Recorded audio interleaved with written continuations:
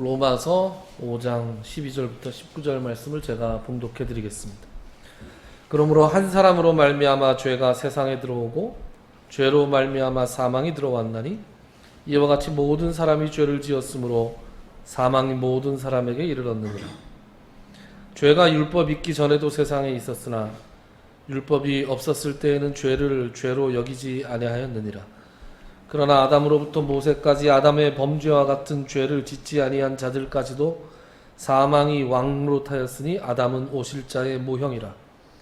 그러나 이 은사는 그 범죄와 같지 아니하니 곧 한 사람의 범죄를 인하여 많은 사람이 죽었은즉 더욱 하나님의 은혜와 또한 한 사람 예수 그리스도의 은혜로 말미암은 선물은 많은 사람에게 넘쳤느니라. 또 이 선물은 범죄한 한 사람으로 말미암은 것과 같지 아니하니 심판은 한 사람으로 말미암아 정죄에 이르렀으나 은사는 많은 범죄로 말미암아 의롭다 하심에 이름이니라.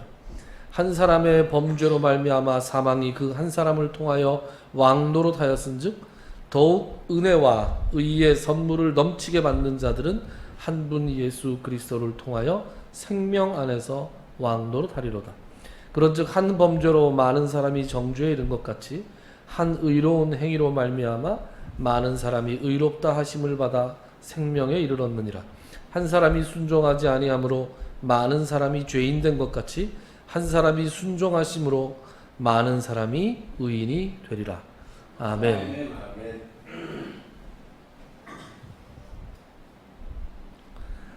지난 시간에 선악과를 먹지 말라는 하나님의 명령을 최초의 인간인 아담과 하와가 어떻게 어겼나 하는 것을 창세기 3장을 통해서 우리가 살펴봤습니다. 눈이 밝아져서 너희가 선악과를 먹으면 눈이 밝아져서 하나님처럼 될 것이다 라는 말에 미혹을 받아서 그래서 그것을 먹었더니 과연 눈이 밝아지긴 했는데 보인 것은 하나님처럼 되는 것이 아니라 그들의 눈에 보였던 것은 헐벗고 초라한 자기 자신들이었다. 그리고 하나님의 낯을 피하고 하나님의 눈길을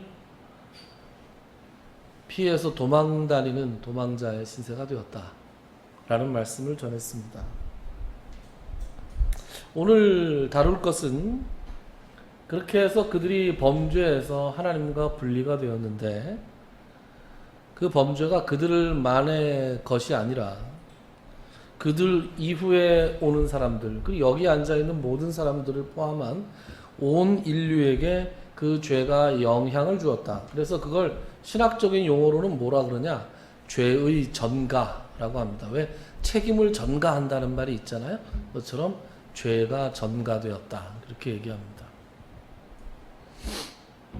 하나님께서 창세기 2장 16절 17절에 보면 선악을 알게 하는 나무의 열매를 먹지 말라. 너희가 먹으면 반드시 죽으리라.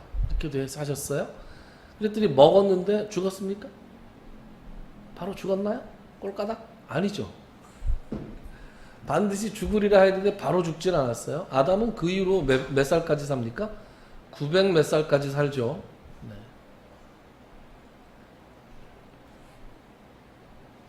900 몇 살까지 살죠. 그러면 이 반드시 죽는다는 얘기는 무슨 얘기냐? 그것은 하나님과 분리가 된다라는 말입니다. 죽으리라 라는 말은 하나님과 분리가 된다는 것이다.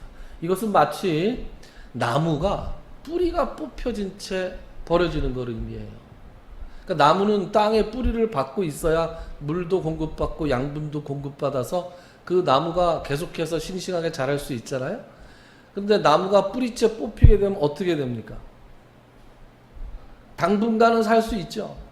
자기 안에 가지고 있었던 그간 모아놓은 그 나무가 갖고 있던 물과 양분으로 얼마간은 살고 계속해서 살아보려고 아둥바둥하지만 결국은 말라 죽을 수밖에 없죠. 하나님이 인간에게 말씀하신 너희가 반드시 죽으리라 라는 말은 바로 그런 것입니다. 우리의 생명의 원천이신, 우리의 삶의 원천이신 하나님과 우리가 분리되는 순간 우리는 우리 속에 있는 자원과 양분만을 가지고 에너지를 가지고 살아보려고 발버둥을 치다가 우리는 결국 말라 죽을 수밖에 없는 거죠. 제가 존경하는 김세윤 교수님이라는 분이 있습니다. 이름을 기억하셨다가 유튜브에 김세윤 교수 이렇게 치면 그분이 하신 설교가 몇 개 나올 거예요. 한번 들어보세요. 굉장히 독특하면서도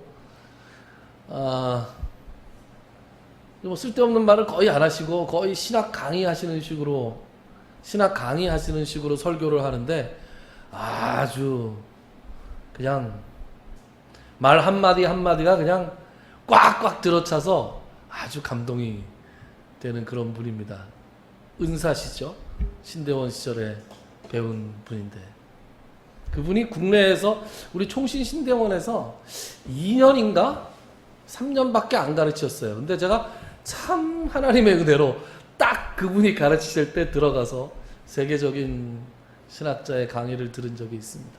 그분이 쓰신 책 중에서 구원이란 무엇인가라는 책이 있어요. 일독을 권합니다.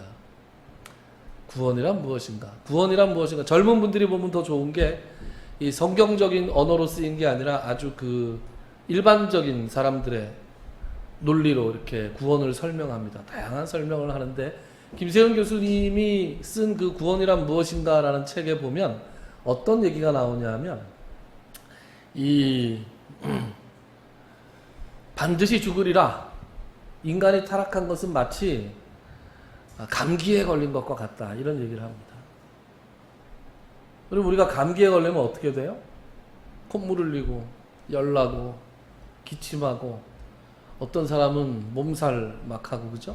저 같은 사람은 장이 약해서 꼭 감기 몸살에 걸리면 배탈이 납니다. 이렇게 뭐 기침, 열, 두통, 몸살 뭐 이런 것들이 다 뭐예요? 감기의 증상들이죠. 감기의 증상. 그런데 이 김세윤 교수는 인간이 선악을 알게 하는 열매를 먹으면서 죽음이라는 질병에 걸렸다. 우리는 죽음에 걸려 있는 거예요. 그래서 이 다른 것들은 다 증상입니다. 뭐 아픈 거, 고통스러운 거, 또 뭐예요? 뭐 질병에 걸리는 거, 늙는 거, 이런 육체적인 증상뿐만 아니라 뭐 미워하고 시기하고 질투하고 그죠? 이런 모든 부정적인 감정들을 가지는 것도 다 이 죽음이라는 질병이 가지고 있는 증상이다 이렇게 얘기합니다. 그래서 이 증상들의 결국은 뭐예요? 사망이죠. 하나님과 분리된 인간의 운명과 인간의 상태가 바로 그렇다라고 가르치고 있는 것이죠. 그러니까 너희들의 눈이 밝아져서 하나님과 같이 되리라. 한 10년 됐나 봐요. 10년쯤 된 것 같은데 그 아이들 이제는 길거리에서 보면 알아보지 못할 정도로 아가씨들이 돼 있던데 그 여학생 4명이 저한테 배운 적이 있어요. 중학교 2학년들 4명. 근데 그 아이들 학교에서 이제 껌 좀 씹던 애들입니다. 여러분 껌 씹는 거 아십니까? 침 좀 뱉던 애들이에요. 애들이 이쁘장하고 말도 잘하고. 제가 그 BTS를 좋아해서 BTS 노래 듣고 있으면 그 아이들은 선생님 BTS 좋아하세요? 살쭉해서 그냥 듣는데? 그렇구나. 너네는 BTS 안 좋아하니? 저희들은 엑소예요. 이러던 아이들이에요. 네. 근데 그 중에 하나가 어느 날 이제 결석을 했더라고요. 늘 같이. 그러니까 이런 것들이 이 뭐라 그러죠? 이 4명이 빠져도 같이 빠졌어요, 늘. 근데 그 중에 한 명만 빠졌더라고요, 그날. 그래서 얘 누구 어디 갔니? 그랬더니 가출했어요. 가출했어요. 가출? 왜? 그랬더니 몰라요. 엄마랑 싸웠나 보죠. 그러니까 어디 살아? 어디 있어? 그래서 말하면 안 되는데 제가 엄마한테 잃을까봐 말하면 안 되는데 야 내가 얘기하겠냐? 얘기해봐. 어디 있어? 그랬더니 그냥 여기저기 있어요. 뭐 오빠들네도 있고 네?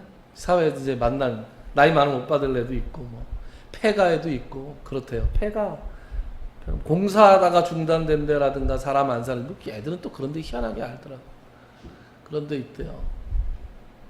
아이고 언제 나갔는데 그랬더니 어제 나갔어요.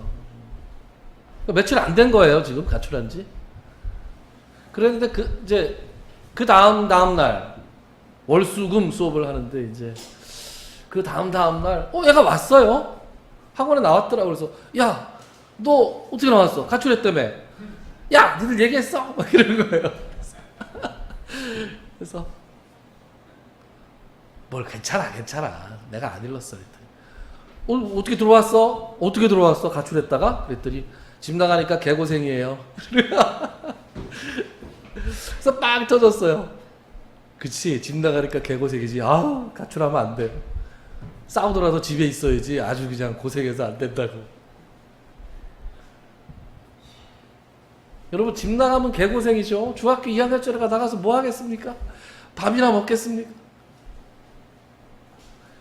꼬재재해서 돌아다니다가 엄마가 못 이기는 척하고 수업을 데리고 가면 못 이기는 척하고 들어오는 거죠. 그죠? 그게 이제 그 아이들. 근데 그 아이들 지금 멀쩡하게 커갖고 예쁜 아가씨들이라 가지고 지금 왔다 갔다 합니다.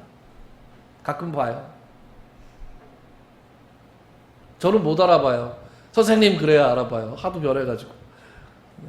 20대 중반 늦게. 20대 중반. 네 중반쯤 됐어요. 10년 넘었을 수도 있어요. 네. 가물가물합니다. 집 나가면 개고생이다. 그게 진리잖아요.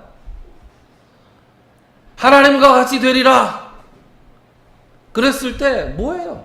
내가 하나님 없이 한번 살아보겠다 이거 아닙니까? 분리독립. 내가 하나님하고 동등해져서 하나님 없이도 내가 잘 살 수 있다. 하나님과 같이 되겠다. 이런 선언이에요. 이런 선언이에요. 분리독립. 어떻게 됐어요? 개고생하는 겁니다. 그냥 똑같아요. 하나님을 떠나서 인간이 어떤 모습으로 어떻게 살 수 있겠어요?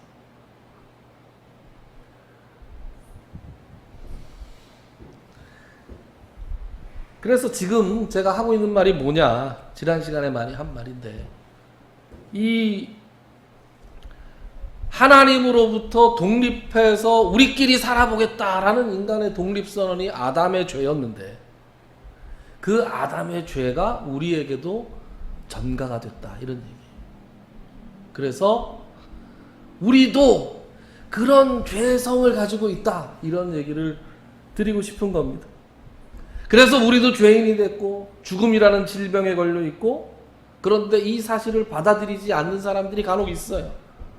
무슨 우리는 죄를 지어서 죄인이기도 하지만 죄인이기 때문에 죄를 짓는 거거든요. 그런데 이러한 원죄가 전가된 사실에 대해서 받아들이지 못하고 에이 그게 뭐 그런 게 어딨어, 그냥 말도 안 되는 소리 같으네, 내가 무슨 죄가 있다 그래, 이렇게 생각하는 사람들도 있습니다.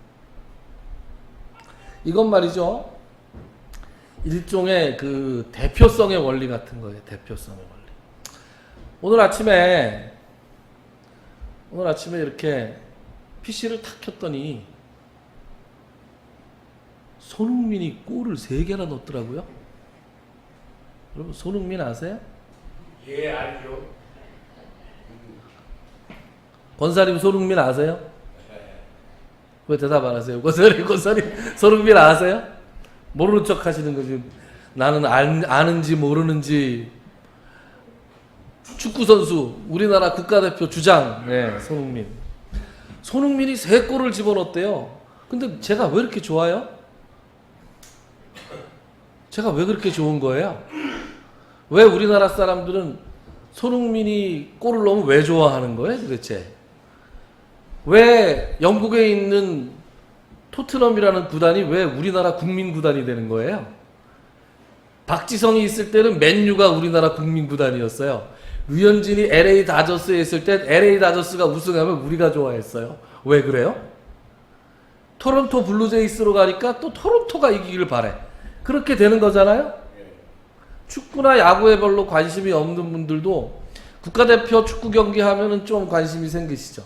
그 TV에서 단다 돌려 무슨 축구야 이러지 않고 그래도 여성분들도 다 보십니다. 만약에 한국하고 일본하고 붙었다 그러면은 이제 좀 난리가 나잖아요, 그죠? 그러면 아나운서가 이렇게 얘기하죠. 오늘은 한국과 일본과 한국 양국의 명예와 자존심이 걸린 한판 대결을 앞두고 있습니다. 뭐 이러잖아요. 그럼 가만 들어보면 웃기는 얘기예요. 아니 저 축구 선수들이 축구 공 가지고 노는 건데 왜 내 자존심이 거기 왜 걸리는 거예요 도대체? 내 자존심과 명예가 뭐라고요? 아무것도 아닌데 축구 이기면 이기고 지면 지는 거지. 그런데 우리가 그렇게 안 되잖아요. 축구를 지면 쟤들이 졌다고 안 그러고 우리가 졌다 그러잖아요. 우리가 기분 나쁘잖아요. 이게 뭐예요? 대표성의 원리라. 대표성의 원리. 대표성의 원리라는 것은 내가 동의를 하든 동의를 하지 않든 태어나 보니까 한국에서 태어났어요. 태어나 보니까 우리 부모가 있었어. 제가 정할 수 있는 게 아니에요. 그렇게 하나님의 뜻에 따라서 내가 어느 나라, 어느 부모 밑에서 태어나서 그 나라의 문화와 역사와 전통을 이어받게 되고 그 나라 사람들의 감정, 사고방식을 자연스럽게 가지게 되는 거예요. 뭐 내가 정한 게 아닙니다. 그래서 우리나라 대표가 어디 가서 뭘 하면 우리도 그냥 그렇게 하는 거예요. 우리나라가 어떻게 되면 나도 덩달아서 그렇게 됩니다. 제가 그런 생각을 하다가 얼마 전에 뉴스 기사를 보니까 뉴스 기사를 한번 봤더니 우리나라 여권 파워, 여러분 여권 파워라는 거 아세요? 여권 파워 말고 여권 파워. 패스포트. 전 세계에서 몇 등쯤 하는 줄 아세요? 잘 모르겠네요. 찍어보시죠. 몇 등. 아, 목사님 기사 보셨군요. 원래 상식으로. 우리나라 여권 파워가 지금 전 세계 조사 대상 199개국 중에서 여권 파워가 2등입니다. 1등은 자존심 상하게 일본입니다. 우리나라가 사전 비자를 받지 않고 갈 수 있는 나라가 192개국이에요. 일본은 193개국이고. 그래서 우리나라 여권은 유럽이나 이런 데 가면 소매치기들이 그렇게 표적을 하고요. 우리나라 여권은 유럽에서 이렇게 보여주잖아요. 특히 동구권 이런 데 보여주면 그 나라 사람들이 무작위로 막 물어본답니다. 뭐 국가 불러봐라. 또 이런저런 막 질문들을 막 한대요. 한국 사람이 아니면 대답할 수 없는 그런 질문들을 한대요. 하도 대한민국 여권 위조범들이 많아서 그렇답니다. 그래서 미국이 7위예요. 미국이 7위? 격세지감입니다. 미국이 7위예요.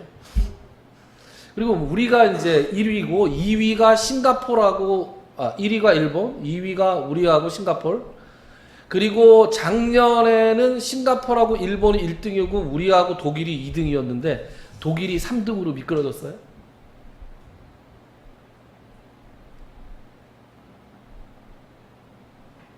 그런데 말이에요. 제가 유학을 가려고 할 때쯤에는 우리나라 사람들이 미국을 그냥 못 갔습니다. 사전에 비자를 받아야 미국에 갔잖아요. 기억하시죠? 그래서 미국 대사관에 앞에 줄을 쫙 써가지고 온갖 서류를 다 준비해 가서 그 사람들하고 인터뷰를 하는데 떨어지면 내가 왜 떨어지는지도 몰라요. 그렇지 않습니까? 저는 그걸 안 해봤는데 얘기 들은 사람들 보면 아주 기분 나쁘고 굴욕적이라고. 어떤 목사님 한 분이 내가 목회를 1000명 모이는 교회 담임 목사를 하고 있는데 내가 미국 가서 불법 체류할 것 같아? 이놈의 자식들. 그러면서 성질을 팍팍팍 내시는 목사님이 있었어요. 왜요? 미국 비자 거부돼가지고. 그런 사람들 비일비재 했습니다. 그래서 뭐 재산이 얼마냐, 직업이 뭐 있냐, 뭐 이런 거 다 따져서 이 사람이 갔다가 한국으로 다시 돌아올 거라는 게 그 사람들 눈에 판단이 돼야 입국을 시켰다고요. 그러던 게 불과 20년 전이에요. 20년 전. 지금은 대한민국 여권만 들면 어디든지 마음대로 여권 탁 주면은 꽝 오케이 재밌게 놀다 가세요 이러고 딱 찍어주는 그런 나라가 됐단 말이에요. 우리나라가. 와, 제가 뭘 잘했나요? 우리나라가 잘 돼서 저도 덩달아서 잘 됐어요. 우리나라가 부강한 나라가 되니까 우리나라에 속해 있는 개개인들이 다 부강한 사람들이 됐어요. 제가 우연히 탈북민들이 운영하는 유튜브 채널을 본 적이 있는데 그 탈북민 두 분이 나와서 이제 이렇게 막 이야기를 주고받는데 그런 얘기를 하더라고요. 보통 이제 탈북민들은 이제 중국 쪽으로 해서 이렇게 나오시는 분들이 대부분이잖아요. 네. 그런데 그 중국을 통해서 중국을 갈 때만 하더라도 그 사람들 여권이 뭐예요? 북한 여권이잖아요. 북한 여권이라 북한 여권을 어디서 내기도 부끄럽대요. 안 내는 게 나은데 혹시라도 조사해서 나오면 그렇게 활시를 한답니다. 그렇게 사람 취급을 하고 막 그런데요. 모르겠어요. 저 그 사람들이 하는 얘기예요. 그런데 어찌어찌해서 탈북에 성공한 다음에 여기 와서 이제 대한민국 국적을 취득하고 대한민국 여권을 가지고 중국으로 딱 들어가는 순간 입국하는 라인이 다르대요. 줄이. 대한민국은 줄을 이쪽으로 따라간답니다. 그런가요? 대한민국 여권 딱 보여주면은 뭐 프리패스라고. 그래서 그걸 들고 그냥 속으로 대한민국 여권을 딱 갖고 있으면 얼마나 뿌듯한지 자기는 대한민국 여권 받는 순간 울었다. 그런 얘기를 하더라고요. 우리나라 사람들은 너무 당연하게 생각하는 거죠. 네? 마치 이 공기가 있는 것처럼 물 마실 수 있는 것처럼 너무나 당연한 게 그분들한테는 너무너무 감격적인 일인 거죠. 이런 게 여러분 뭐예요? 대표성의 원리예요. 대표성의 원리. 한 사람의 범죄로 말미암아서 인류 전체가 타락하고 그것이 그 죄가 전가가 됐다는 사실이 이러한 비유와 100% 일치하지는 않지만 대략 그런 원리다. 그리고 이러한 대표성의 원리를 더욱더 우리가 확실하게 알 수 있는 건 뭐냐? 우리가 구원받는 원리예요. 구원받는 원리. 우리가 어떻게 해서 구원을 받습니까? 예수 그리스도 한 분이 하나님께 온전히 순종하시죠. 오늘 본문이 드디어 나오는 거예요. 본문 12절. 같이 한번 읽어볼까요? 로마서 5장 12절.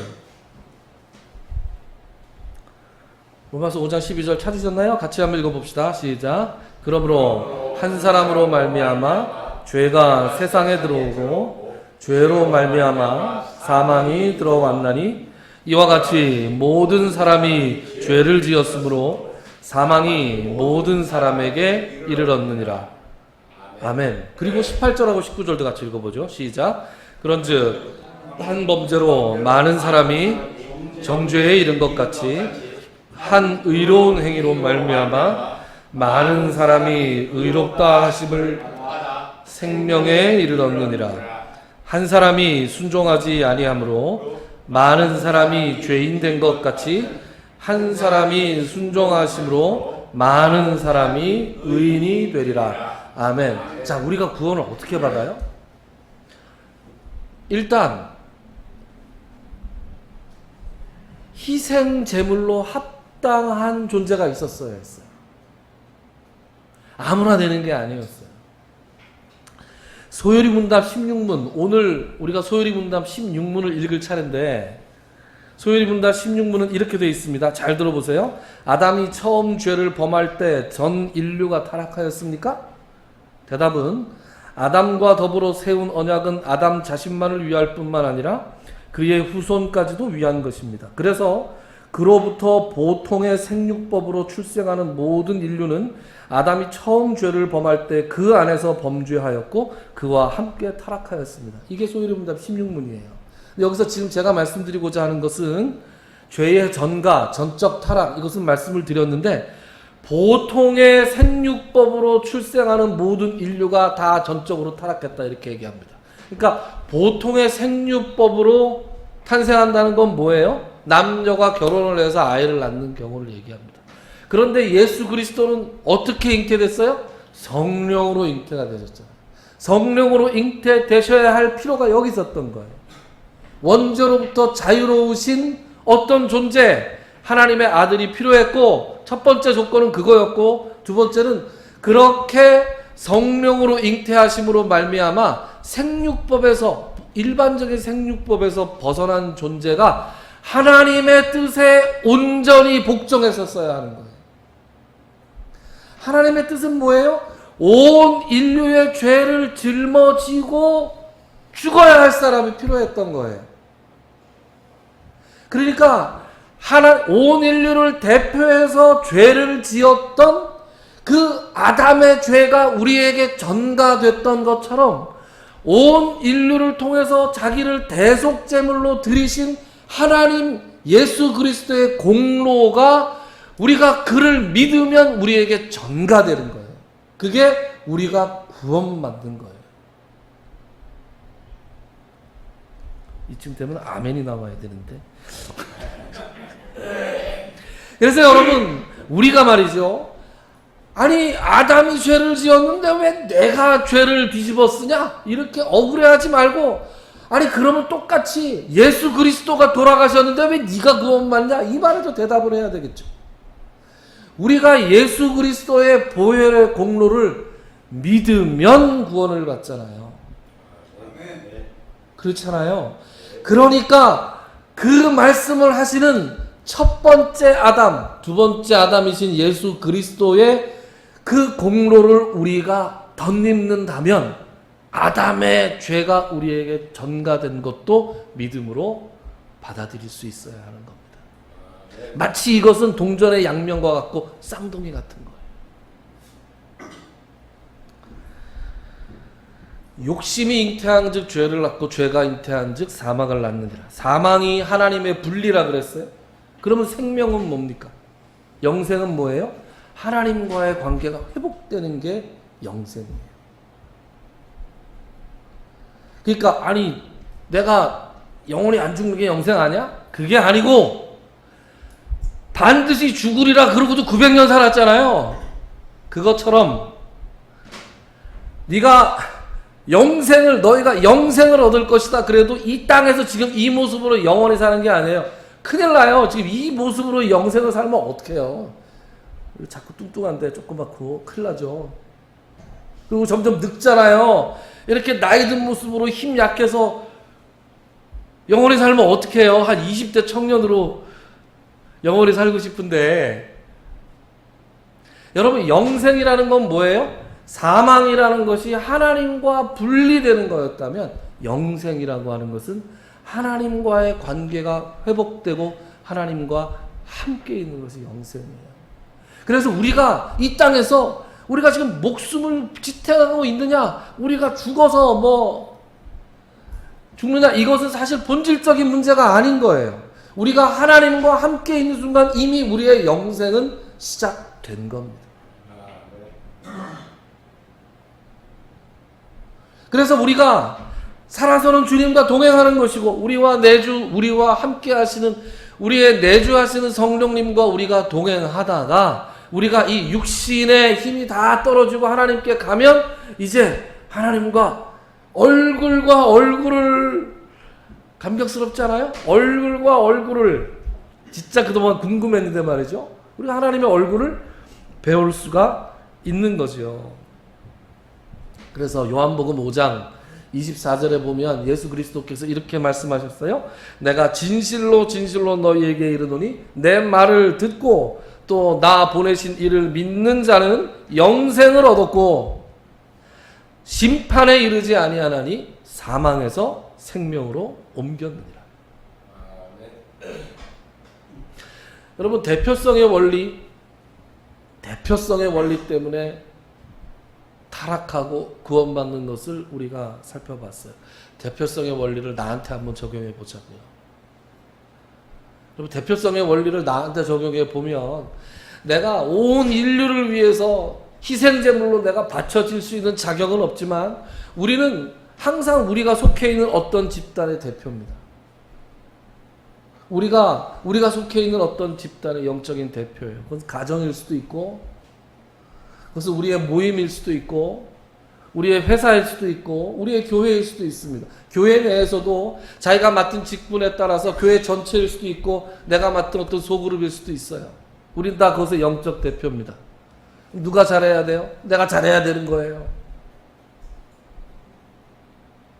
한 사람의 대표가 잘하면 그 집단 전체가 하나님의 은혜를 받습니다. 그렇지 않아요? 그 한 사람이 잘못하면 그 집단 전체가 점점점 네? 그렇게 될 수가 있어요.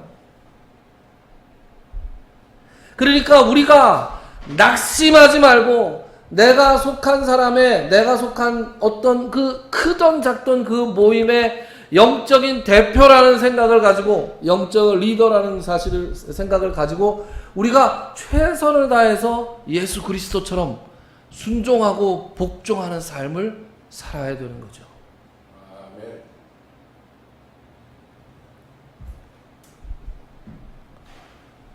자기가 속해 있는 그 모임에서 영적인 리더가 돼서 내가 기도하면서 인내하면서 섬기면서 복종하면서 산다는 게 얼마나 어려운 겁니까? 그렇죠? 끝나지 않는 싸움이고 우리가 진정으로 자기 십자가를 가지고 하나님을 따른다, 주님을 따른다고 할 때 내가 져야 될 십자가가 바로 그런 것이겠죠. 여러분들 지금 어떤 상황에 처해 있든 간에 여러분들 다 여러분들이 속한 모임과 여러분들이 속한 집단에서 영적인 리더로서 살아가고 계시리라고 생각합니다. 기도하고 있는 기도의 제목이 있으리라고 생각해요. 낙심하지 마시고 좌절하지 마시고 자기 영민에 빠지지 마시고 시편 126편 5절 6절에 그런 말씀이 나와요. 눈물을 흘리며 씨를 뿌리는 자는 기쁨으로 거두리로다. 울며 씨를 뿌리러 나가는 자는 반드시 기쁨으로 그 곡식단을 가지고 돌아오리로다.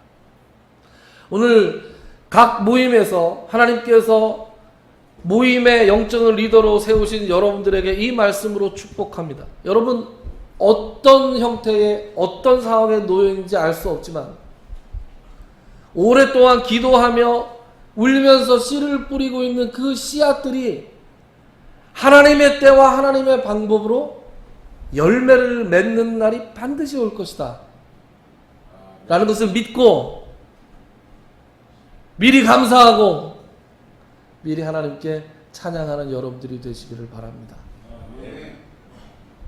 언젠지 우리가 알 수 없습니다.